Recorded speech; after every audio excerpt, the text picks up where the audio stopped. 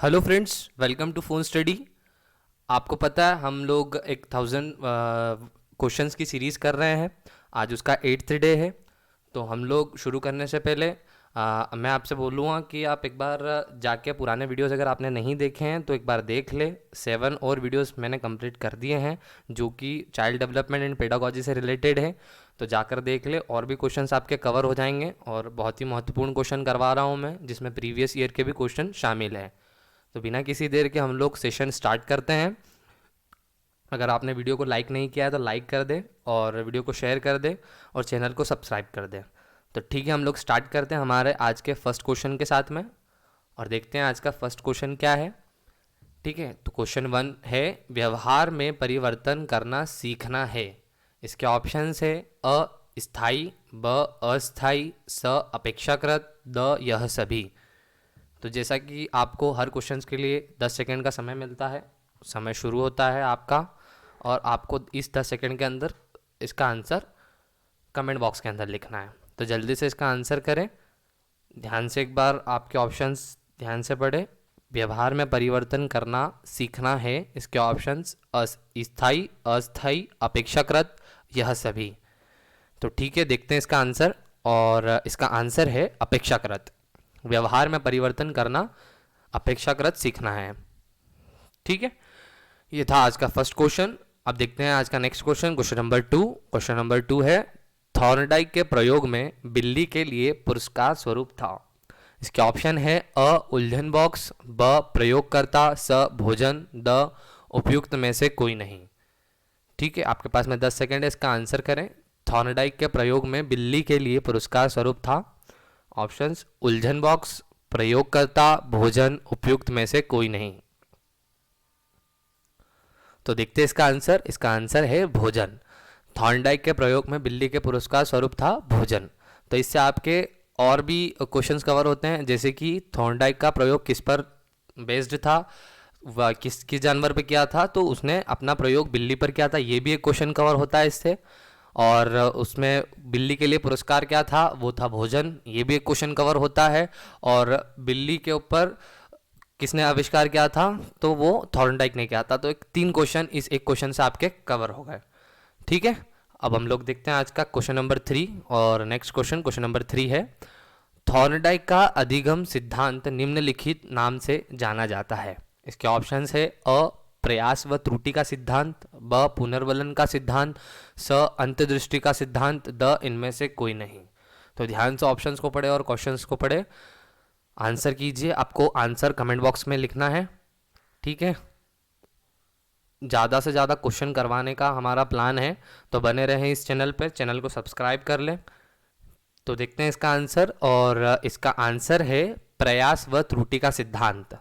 Thorndike का अधिगम सिद्धांत निम्नलिखित नाम से जाना जाता है। किस नाम से जाना जाता है, तो प्रयास व त्रुटि का सिद्धांत के नाम से जाना जाता है। ठीक है, ध्यान रखना है, बड़ा महत्वपूर्ण प्रश्न है। ठीक है, पूछा जाता है, प्रीवियस ईयरली एग्जाम्स में भी देखा गया है। ठीक है, देखते हैं आज का क्वेश्चन नंबर 4। और क्वेश्चन नंबर 4 है, निंदा या दोष सीखने के लिए क्या अधिक शक्तिशाली होगा। तो इसके ऑप्शंस है अ लोगों के सामने करना, ब दो व्यक्तियों के सामने करना, स अकेले में करना, द उपयुक्त में से कोई नहीं। तो ठीक है, 10 सेकेंड है आपके पास में, इसका आंसर कीजिए, और ज़्यादा से ज़्यादा लोगों को इस वीडियो को शेयर करें। जो लोग नहीं देख रहे हैं वे भी देखेंगे तो उनको भी फ़ायदा पहुँचेगा। ठीक है, और चाइल्ड डेवलपमेंट एंड पेडागोजी से रिलेटेड यूट्यूब पे और दूसरी क्लासों में आप देखेंगे कि मैंने जो एक 1000 क्वेश्चन की सीरीज़ उठाई है, ये कोई भी करवा नहीं रहा है। तो ज़्यादा से ज़्यादा क्वेश्चन लगाएंगे तो आप ही को खुद को फ़ायदा है, इससे आपके एग्ज़ाम्स के अंदर टाइम, और आप ज़्यादा से ज़्यादा क्वेश्चन करेंगे तो आपको ज़्यादा से ज़्यादा पता होगा उन क्वेश्चंस के बारे में। ठीक है, तो बहुत हेल्प मिलेगी आपको उससे। तो देखते हैं इसका आंसर, निंदा या दोष सीखने के लिए क्या अधिक शक्तिशाली होगा, तो अकेले में करना। तो किसी की भी निंदा या दोष उसको अकेले में बताना चाहिए, तो वो सबसे सही होगा। ठीक है, ना कि उसको लोगों के सामने या दो व्यक्तियों के सामने उसको बताएं हम लोग। तो देखते हैं आज का क्वेश्चन नंबर 5। और क्वेश्चन नंबर 5 है, किस मनोवैज्ञानिक ने सीखने की सामग्री में नॉनसेंस सिलेबस की रचना की।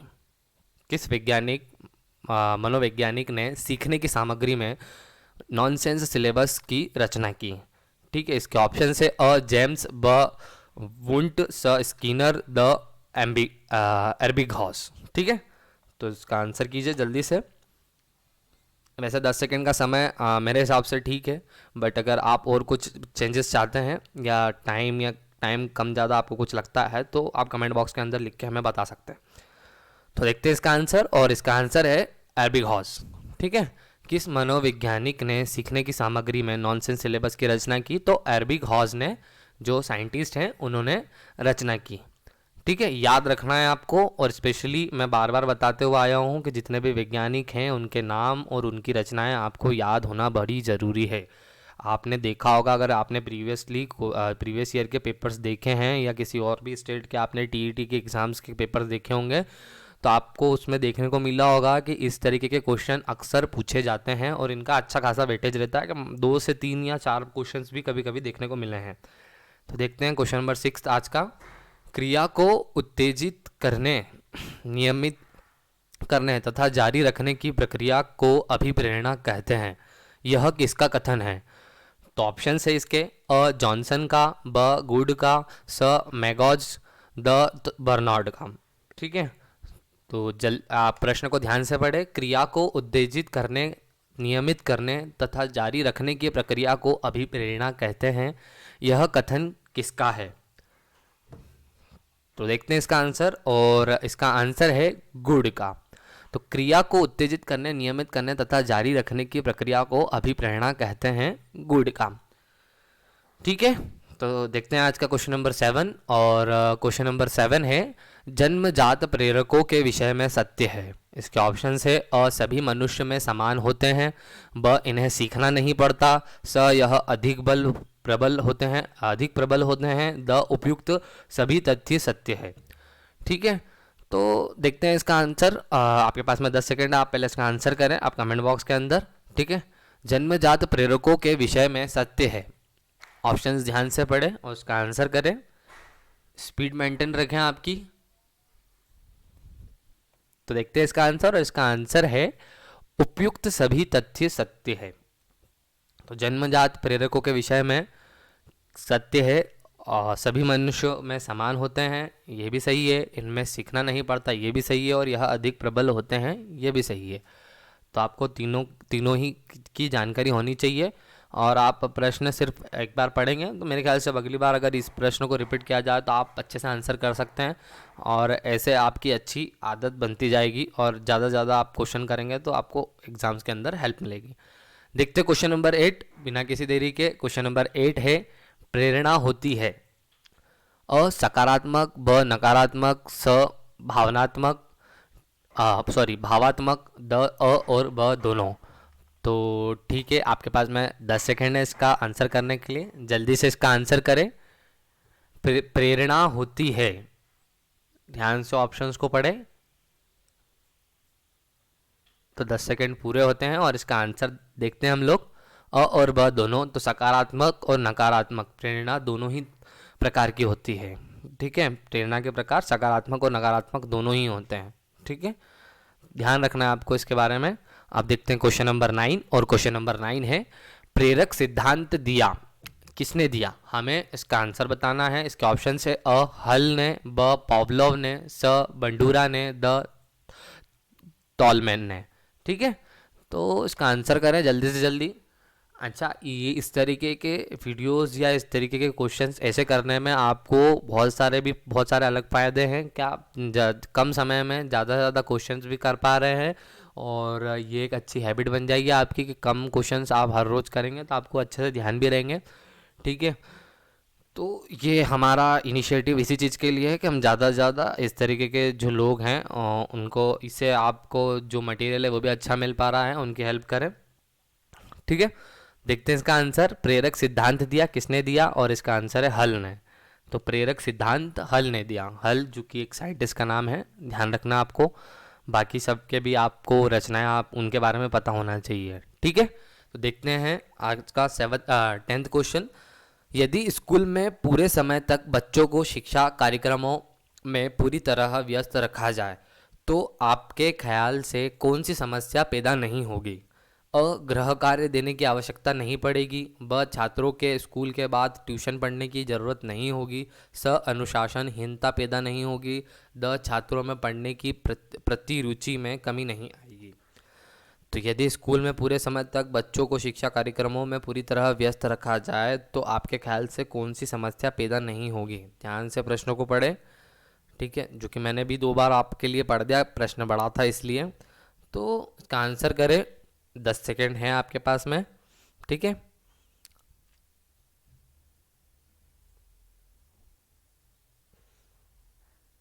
देखते हैं इसका आंसर, और इसका आंसर है छात्रों में पढ़ने की प्रति रुचि में कमी नहीं आएगी, ठीक है। तो आपको बाकी चीज़ों के भी बारे में पता होना चाहिए, बाकी सारे ऑप्शंस भी। देखते हैं हम लोग आज का 11th क्वेश्चन, और 11th क्वेश्चन है, तोड़फोड़ करने वाले नटखट छात्रों को सही रास्ते पर लाने के लिए आपके क्या सुझाव है? अ उसे कक्षा में सबसे आगे बिठाकर उस पर लगातार नज़र रखनी चाहिए। ब उसकी सीट कक्षा के एक कोने में निर्धारित कर दी जानी चाहिए। स उसकी प्रवृत्ति के अनुरूप उसे पेड़ों को सींचने, श्याम पट्ट को साफ करने, मिट्टी के खिलौने बनाने आदि जैसे कामों में लगाया जाना चाहिए। द अब जब भी वह नटखट बने की कोई हरकत करे उससे भरी कक्षा में इसका कारण पूछा जाना चाहिए। देखते हैं इसका आंसर। आप इसका आंसर करें कमेंट बॉक्स के अंदर, 10 सेकेंड है आपके पास में इसका आंसर करने के लिए।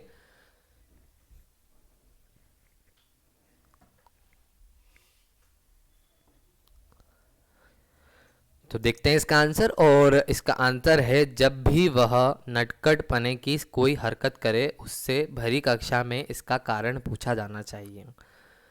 तो ठीक है, इस तरीके के क्वेश्चंस मैंने पुराने वीडियोस में भी आपको बताए हैं कि ये अक्सर इस तरीके के क्वेश्चंस भी पूछे जाते हैं, 1 या 2, जिसमें आपको छात्र से रिलेटेड कोई भी एक कंडीशन दे दी जाती है, कोई भी स्थिति दे दी जाती है, जिसमें आपसे पूछा जाता है कि आप उस स्थिति में क्या करेंगे या आपका सुझाव क्या है। तो ऐसे ज़्यादा से ज़्यादा अगर आप क्वेश्चंस लगाएंगे तो आपको पता होगा कि किस स्थिति में, किस परिस्थिति में आपको क्या करना चाहिए।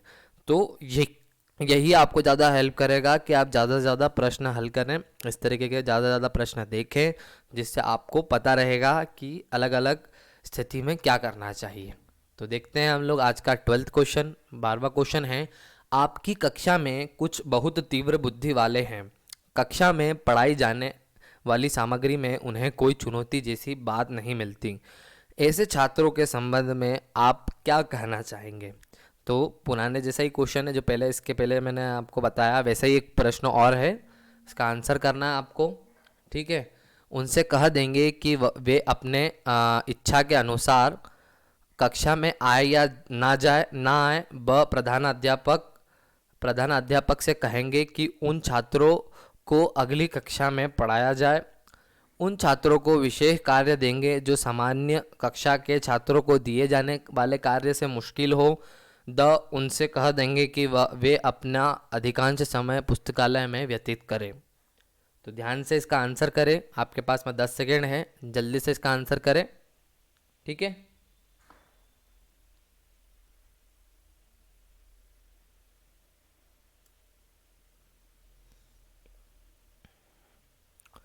तो समय आपका ख़त्म हो चुका है, जो 10 सेकेंड मैंने आपको दिए थे, और इसका आंसर देखते हैं हम लोग। और इसका आंसर है, उन छात्रों को विशेष कार्य देंगे जो सामान्य कक्षा के छात्रों को दिए जाने वाले कार्य से मुश्किल हो, ठीक है।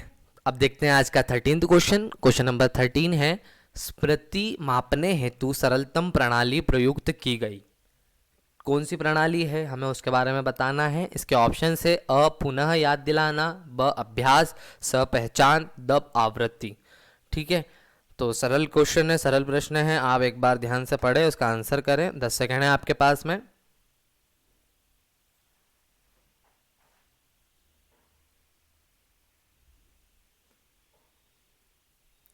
तो देखते हैं इसका आंसर, और इसका आंसर है पुनः याद दिलाना। स्मृति मापने हेतु सरलतम प्रणाली प्रयुक्त की गई, पुनः याद दिलाना, ठीक है।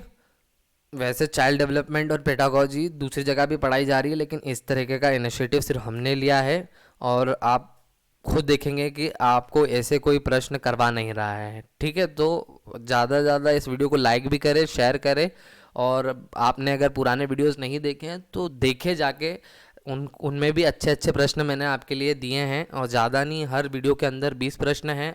मैंने प्रश्न भी कम ही रखे हैं, जिससे आपको कम कम प्रश्न करें, लेकिन अगर आप दिन भर में आदत बना लेंगे तो उससे आपको बहुत हेल्प मिलेगी। ठीक है, देखते हैं अगला question, question number 14। Question number 14 है, टॉल मैन में सीखने को किस बीच साहचर्य स्थापित होना माना जाता है? ठीक है, अ उद्दीपक अनुक्रिया, ब उद्दीपक उद्दीपक, स अनुक्रिया अनुक्रिया, द उपयुक्त में से कोई नहीं। तो इसके ऑप्शंस थोड़े कंफ्यूजिंग हैं, ध्यान से इसका ऑप्शंस को पढ़ें। Question number 14। ठीक है, 10 सेकेंड आपके पास में इसका आंसर करने के लिए, जल्दी से इसका आंसर करें। तो देखते हैं इसका आंसर, और इसका आंसर है उद्दीपक अनुक्रिया। तो टॉलमैन में सीखने को किस बीच साहचर्य स्थापित होना माना जाता है? तो उद्दीपक अनुक्रिया को। ठीक है, आपको याद रखना है। अगला प्रश्न देखते हैं हम लोग, क्वेश्चन नंबर 15। शिक्षण एक संबंध है जो विद्यार्थी के विकास में सहायता देता है, यह परिभाषा है। एन एल गेज की, ब रायबर्न की, स क्लार्क की, द ब्रूब्रेकर की। ठीक है, तो ध्यान से ऑप्शंस को पढ़े, 10 सेकेंड हैं, जल्दी से इसका ऑप्शन जो भी आपके हिसाब से उत्तर है उसको आप कमेंट बॉक्स के अंदर लिख सकते हैं। ठीक है, देखते हैं इसका आंसर क्या है, और इसका आंसर है रायबर्न की। शिक्षण एक संबंध है जो विद्यार्थी के विकास में सहायता देता है। यह परिभाषा किसने दी? रायबर्न ने दी। ठीक है, ध्यान रखना आपको, इस तरीके के प्रश्न और भी पूछे जाते हैं, सभी के बारे में आपको पता होना बहुत ज़रूरी है। तो देखते हैं आज का 16th क्वेश्चन, और क्वेश्चन नंबर 16 है, कक्षा में संप्रेषण की सबसे शक्तिशाली बाधा है। अ कक्षा में शोरगुल, ब शिक्षक के स्तर पर भ्रांति, स कक्षा में अधिक बाह्य व्यवधान, द शिक्षण सामग्री का अभाव। ठीक है, तो ध्यान से आप प्रश्न को पढ़े एक बार और इसका आंसर करें।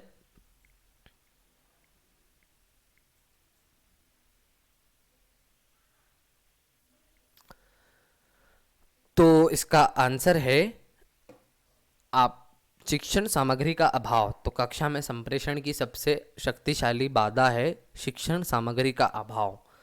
ठीक है, ध्यान रखना है, इस तरीके के प्रश्न आपको देखने को मिलेंगे। Question number 17। अब देखते हैं अगला प्रश्न, और अगला प्रश्न है, अपने अध्यापन कार्य को अधिक प्रभावशाली बनाने के लिए सबसे अधिक किस पर निर्भर करना चाहिए? तो इसके ऑप्शन है, अ अपने ज्ञान पर, ब पुनर्निर्वेशन पर, स संबंध पर, द शिक्षण के साधनों पर। ठीक है, तो इसका आंसर करें जल्दी से जल्दी।